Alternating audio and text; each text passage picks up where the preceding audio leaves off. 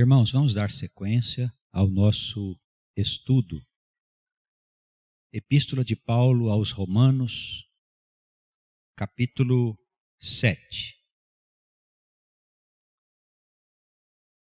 O apóstolo, ele faz aqui uma introdução, mostrando que todo o tempo que o homem vive, ele está sob o domínio daquilo que ele chamou lei. O que quer dizer isso? Quer dizer que Deus tem as suas regras estabelecidas para guiar a vida das suas criaturas. Tenha o homem consciência ou não dessa lei, a lei está agindo sobre ele. Por isso, mesmo que o indivíduo não tenha ainda ouvido falar da lei de Deus, vamos pensar num índio, uma pessoa que ainda não conheceu a civilização, ou um país que ainda não recebeu a anunciação da palavra. Mesmo assim, aqueles indivíduos estão sob o domínio da lei, porque a lei de Deus é para todas as suas criaturas, para governar a vida dos seus filhos, tenham eles ou não o conhecimento dessa lei. Tá bem? Então, vivendo no mundo, nós estamos sujeitos à lei do Senhor. O apóstolo, ele vai fazer aqui algumas considerações para mostrar como é importante a tomada de conhecimento da existência da lei e como que ela exerce um papel importante na vida daquele que vai encontrar o caminho, daquele que vai ser salvo. Salvo do círculo vicioso do pecado, dos arrastamentos, das inclinações infelizes e das tentações. Vamos acompanhar a leitura no capítulo 7 da Epístola aos Romanos. Não sabeis, vós, irmãos, pois que falo aos que sabem a lei, que a lei tem domínio sobre o homem por todo o tempo que vive, porque a mulher que está sujeita ao marido, enquanto ele viver, está-lhe ligada pela lei, mas morto o marido, está livre da lei do marido, de sorte que vivendo o marido, será chamada adúltera se for de outro marido, mas morto o marido, livre está da lei, e assim não será adúltera se for de outro marido. O apóstolo, ele faz uma introdução aqui de um tema que aparentemente não tem nada a ver com o contexto do capítulo, mas ele está usando essa história do casamento para mostrar que nós estávamos submissos a um sistema de coisas e que este sistema, que é viver pela lei e sob o domínio da lei, precisa morrer para nós, de maneira que a gente seja de um outro marido, ou que a nossa alma ela passe a ser definitivamente de Cristo. E não que nós tenhamos como marido a lei, que são os ensinamentos de Moisés, com todos os seus desdobramentos. Porque dentro daquele ensinamento, nós estávamos sujeitos à lei. Mas quando nós encontramos a Jesus, todo aquele corpo de regras, ele se desfaz para se estabelecer uma nova ordem de coisas. Porque Jesus nos tira daquela escravidão e nos coloca numa nova condição. Então, Paulo aqui está falando da lei do adultério. Diz que se a mulher ela for de um outro homem, ela comete adultério. Ele diz aqui, isso não acontece se o marido tiver morrido. porque a mulher está sujeita a esta lei, a lei do marido, conforme os ensinamentos de Moisés, enquanto o marido viver. Uma vez que ele faleceu, a mulher está livre para casar.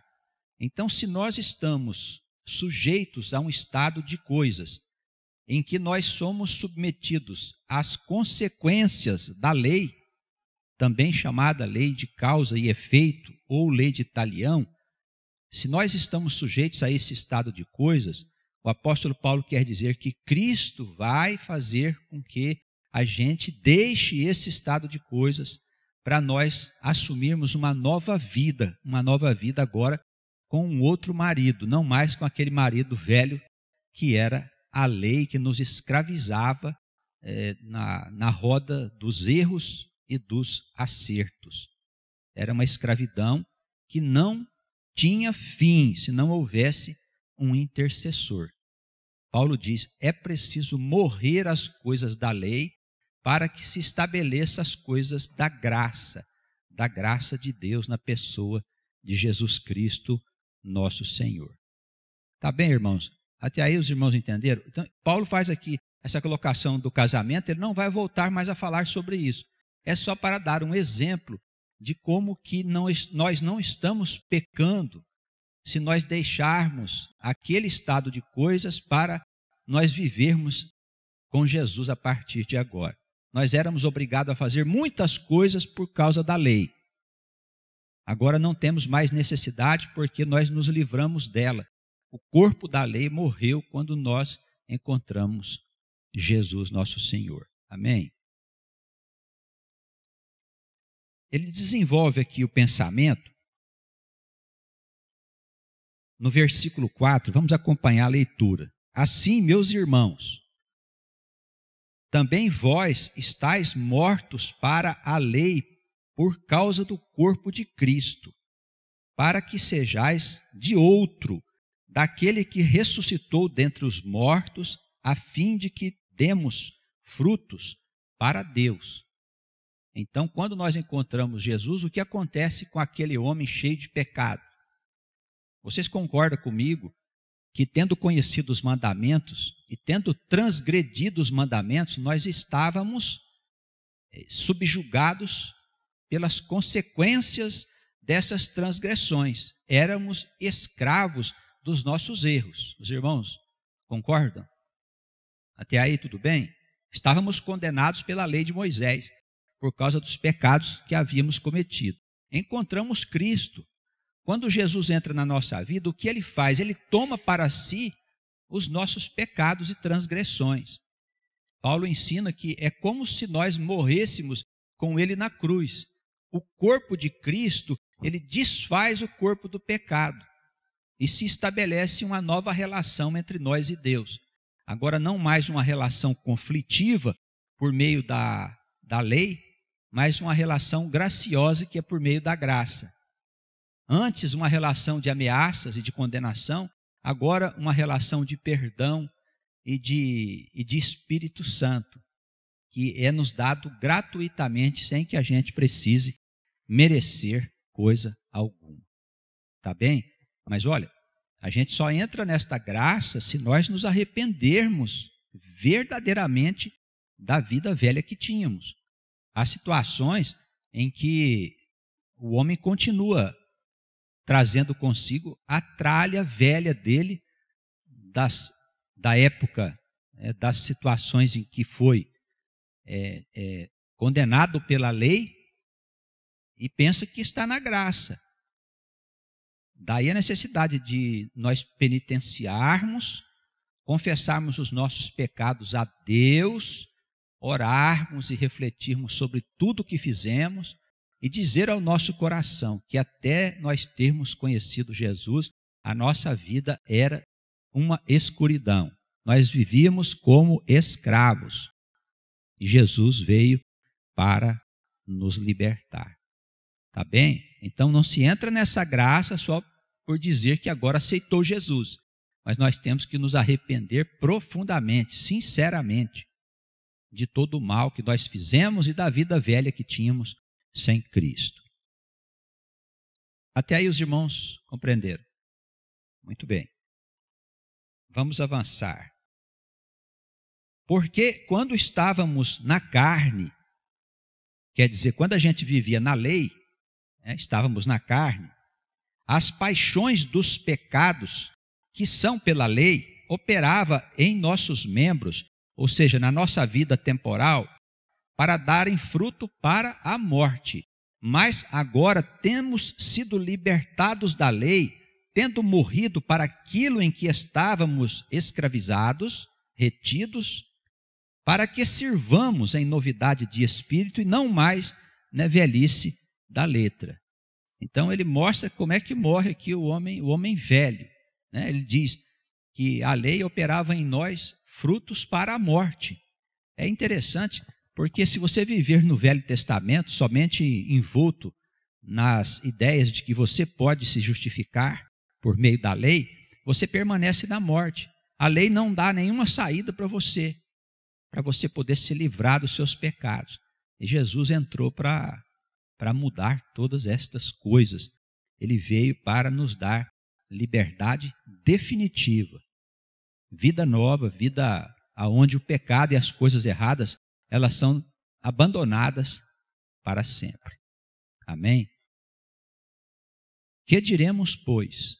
É a lei pecado? De modo nenhum. Mas eu não conheci o pecado senão pela lei, porque eu não conheceria a concupiscência se a lei não dissesse, não cobiçarás. Mas o pecado, tomando ocasião pelo mandamento, operou em mim toda a concupiscência, porquanto sem a lei estava morto o pecado. Então, ele faz aí algumas colocações para refletir em torno das dúvidas que poderiam surgir das pessoas a quem ele quer instruir. Que diremos, pois, é a lei pecado?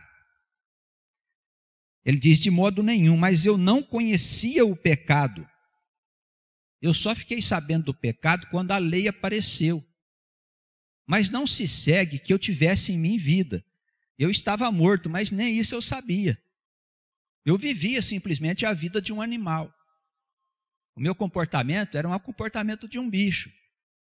Até que a lei chegou e foi nos apresentada. Não cobiçarás, não matarás, não roubarás, não terás inveja e todos os demais mandamentos.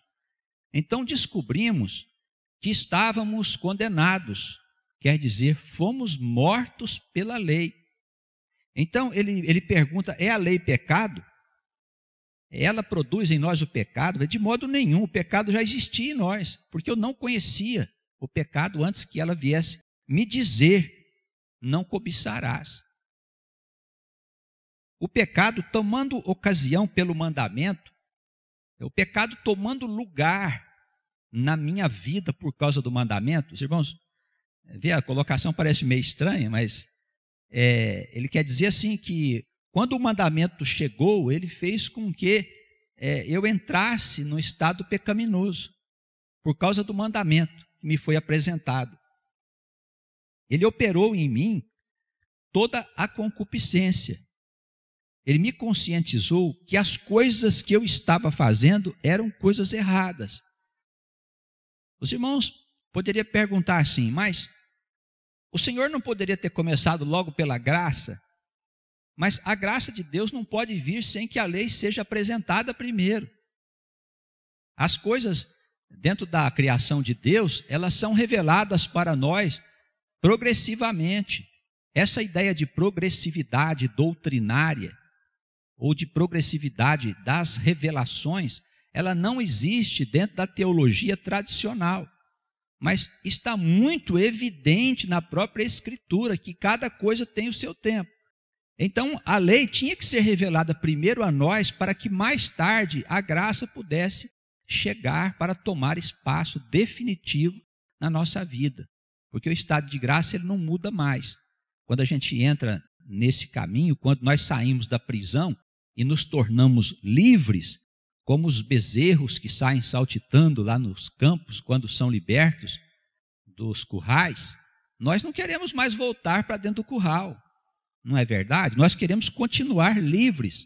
e desfrutando desta liberdade. E a graça de Cristo, ela nos faz livre para sempre. Ela nos faz filhos de Deus para sempre.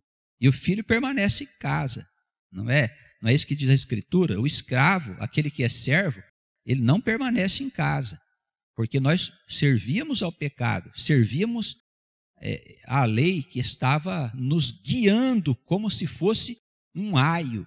Paulo usa esta imagem. E que é o aio? É um criado, né? Como se houvesse um empregado que ficasse cuidando de crianças até que ela atingisse a maioridade.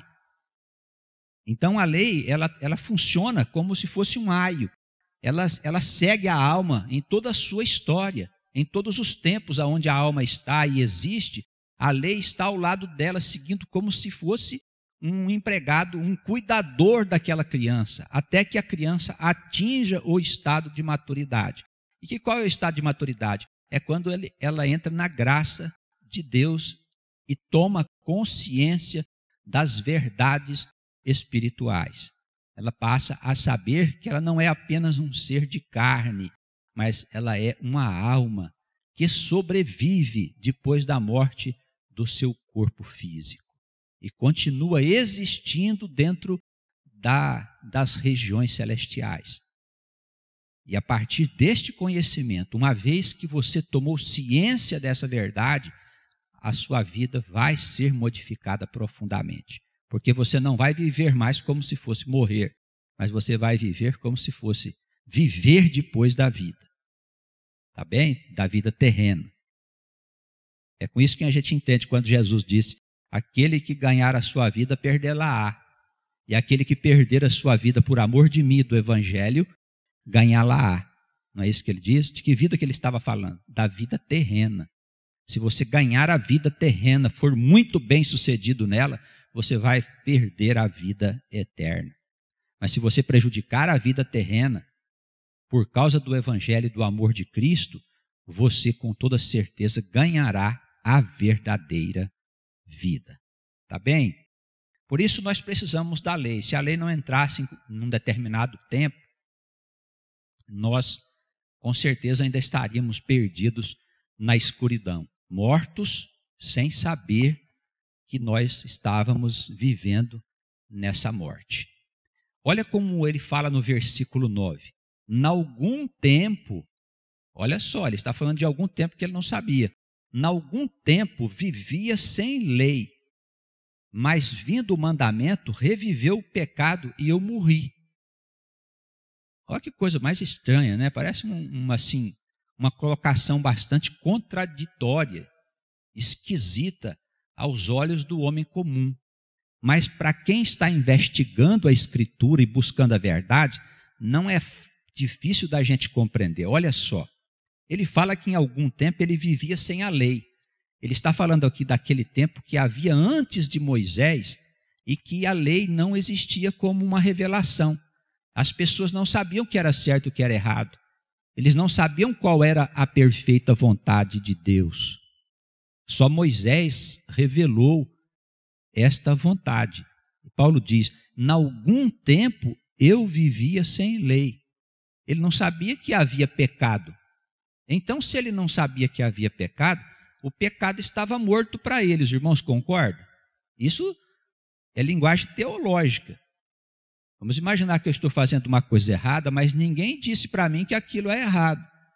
Então, o pecado que eu estou cometendo, para mim ele está morto, porque ele não age em mim ainda como pecado.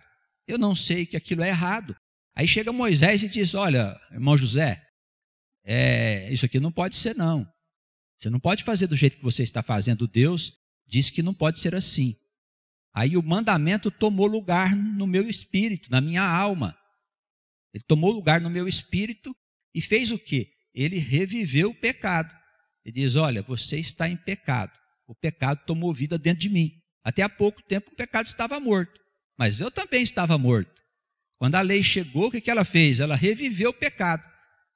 E o pecado apareceu dentro de mim e tomou conta da minha vida. Tomou posse da minha vida. Eu passei a saber que tudo aquilo que eu estava fazendo era errado, porque eu não conhecia a lei de Deus. Os irmãos estão entendendo? Então, a lei, ela é de importância fundamental no esclarecimento da alma. Primeiro a lei, depois a graça. Pode-se entrar na graça antes da lei? Existem situações lá atrás, antes de Moisés, em que nós vimos alguns entrando na graça de Deus, mas não eram pessoas comuns. Eram possivelmente almas que já tinham conhecimento da lei, por isso entraram na graça do Senhor. É o caso de Abraão, o nosso pai, o pai da fé. Ele disse assim: eu morri. Quando o pecado veio pelo mandamento, ele foi revivido dentro de mim e eu morri. É claro que Paulo não está falando aqui da morte física, irmãos. Ele está falando aqui da morte teológica. Não é a morte da alma, é a morte espiritual, que é o que mais interessa para nós. Paulo está falando, eu morri quando eu entendi que o pecado habitava dentro de mim. E o mandamento que era para a vida, achei eu que me era para a morte. Eu pensei que o que Moisés veio me falar era para me dar vida, mas me deu morte. Não é? Olha o raciocínio que ele vai desenvolvendo. Porque o pecado, tomando ocasião pelo mandamento, ele já falou isso lá atrás, me enganou. E por ele me matou. Ainda está falando da morte teológica. E assim, a lei de Deus é santa e o mandamento santo, justo e bom. Por quê? Porque ele está me tirando de uma situação de inconsciência perante o pecado e me colocando numa situação de consciência, ainda que a morte esteja imperando sobre mim. O pecado ainda habita no meu coração, porque eu estou em cima da lei, até que Jesus chegue. Na época de Paulo, quando Paulo foi convertido, ele estava numa situação em que ele faz aqui essas reflexões e mostra que ele mesmo não se sentia ainda totalmente liberto do arrastamento do corpo. É isso que ele vai falar aqui na conclusão desse capítulo. Olha só. Ele diz assim, vamos voltar ao versículo 12. Assim, a lei é santa e o mandamento santo, justo e bom. Logo tornou-se o bom em morte? De modo nenhum, mas o pecado, para que se mostrasse como pecado, operou em mim a morte por causa do bem. É preciso morrer primeiro espiritualmente para depois renascer em Cristo. Os irmãos entenderam? Mas então o mandamento que eu pensava que era bom veio me trazer a morte. Aí ele explica, mas é preciso que primeiro você morra para depois nascer de novo. Se não morrer o homem do pecado, como é que vai nascer o homem da graça? Veja que as colocações do apóstolo Paulo são bastante profundas. E tem alguns estudiosos que não conseguem comentar bem estes aspectos, porque eles não tratam das coisas invisíveis. Eles não conhecem as coisas espirituais. Você não pode interpretar um tema dessa natureza, sem você ter conhecimento das coisas que Jesus não ensinava publicamente. E as igrejas, ainda nos nossos dias, têm deixado os irmãos sem esse conhecimento. E nós temos feito um esforço para levar às igrejas cristãs um pouco mais de conhecimentos relacionados com as coisas que nós não vemos e que são as que realmente interessam.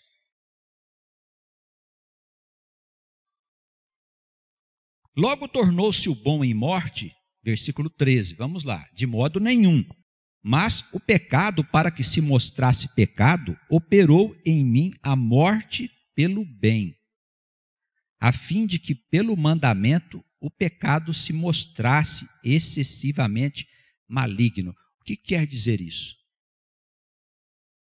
Excessivamente maligno.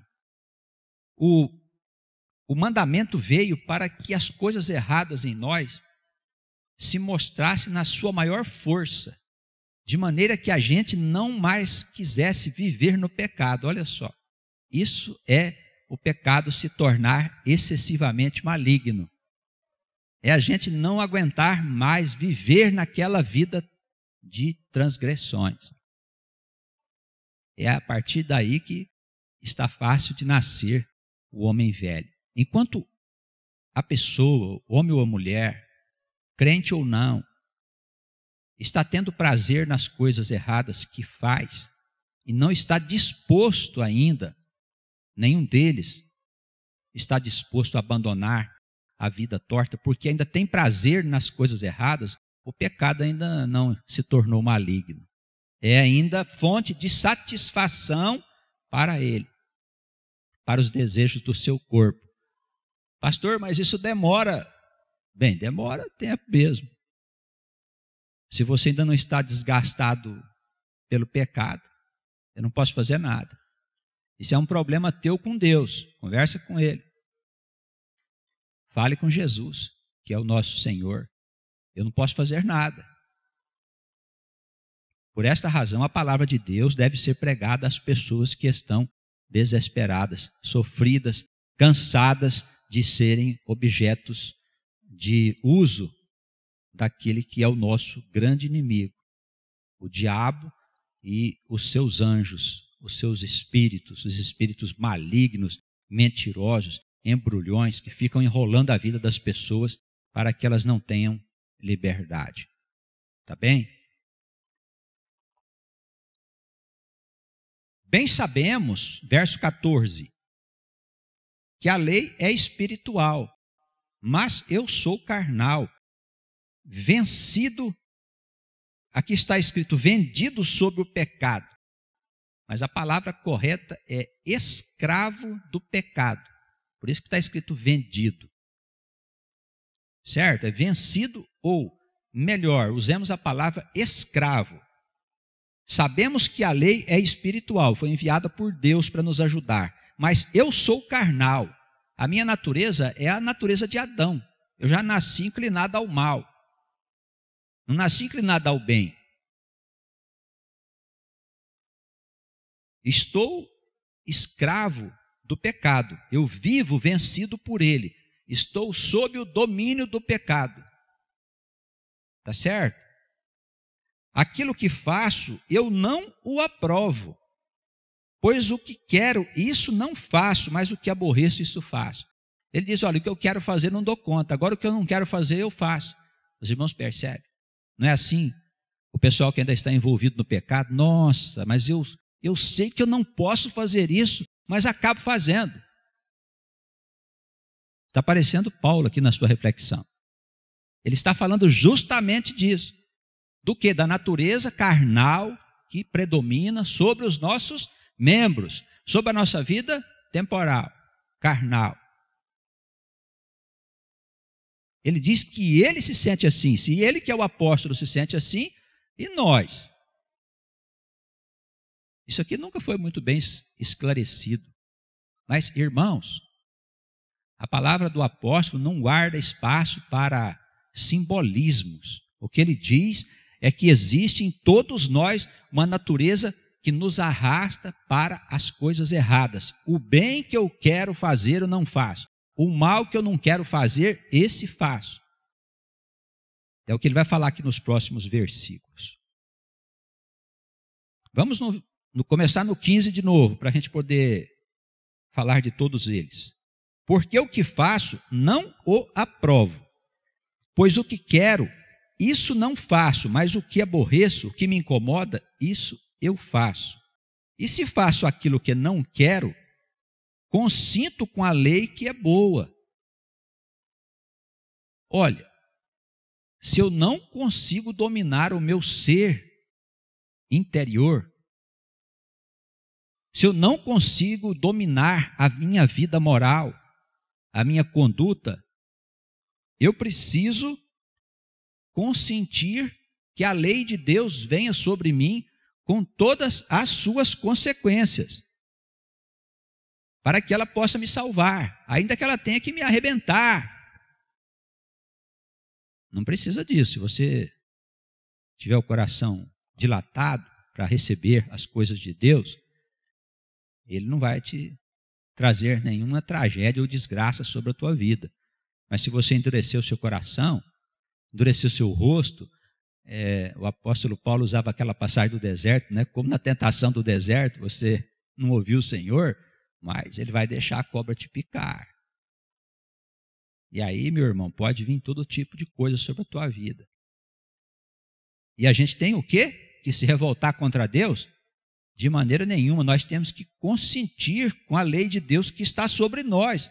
O peso da mão de Deus foi colocado sobre nós, por quê? Porque nós estávamos escravos do pecado, vivendo sob o domínio dele, e por nós mesmos nós não temos condição de sair. Se faço o que não quero, versículo 16, consinto com a lei que é boa, de maneira que agora já não sou eu que faço isso, mas o pecado que habita em mim. Porque eu sei que em mim, isto é, na minha carne, não habita bem algum, e com efeito o querer está em mim, mas não consigo realizar o bem. Irmãos, precisa ficar mais claro do que isso aí? Alguém poderia dizer assim, nossa, mas Paulo estava começando ainda, ele não tinha encontrado o domínio sobre si. Não, essa carta aos Romanos aqui é uma das mais velhas que ele escreveu. Pode-se dizer que aqui ele estava de plena posse do seu conhecimento, da sua razão espiritual. Ele já tinha vivido bastante para poder falar com certeza o que ele sentia. Ele sentia que havia uma coisa nele que conspirava contra o bem.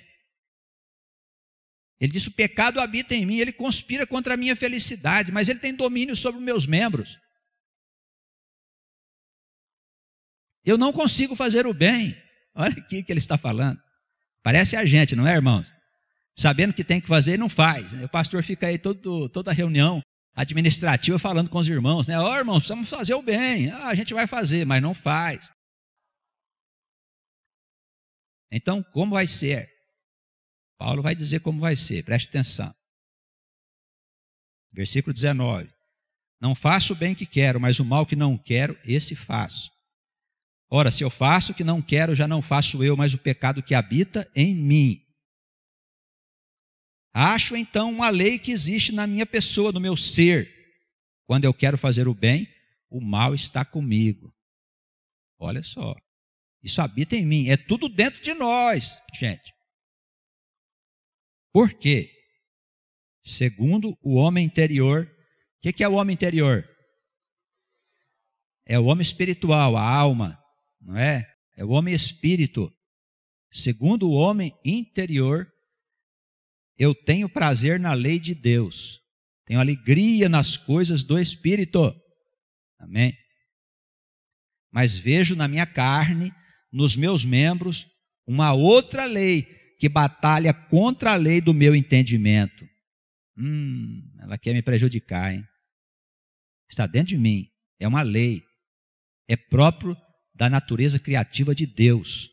E é tão forte que o apóstolo diz, não tenho saída. Veja só, vejo nos meus membros outra lei que batalha contra a lei do meu entendimento e me prende debaixo da lei do pecado que está no meu corpo. Não tem saída.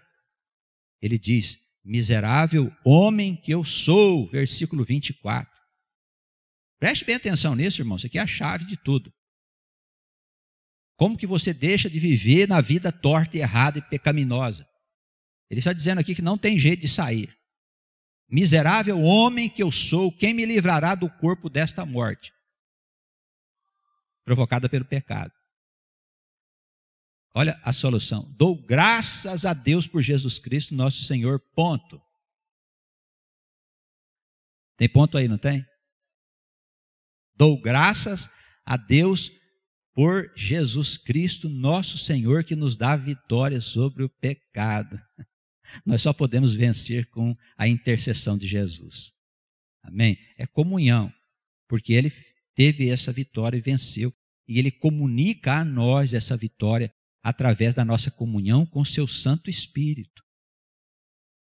O Espírito Santo nos põe em contato com Jesus e com o nosso Pai Santíssimo. A vitória só é possível através de Cristo.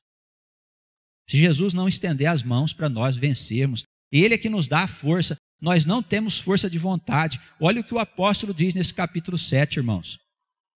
Não tem condições, não sairemos do buraco por nosso esforço pessoal.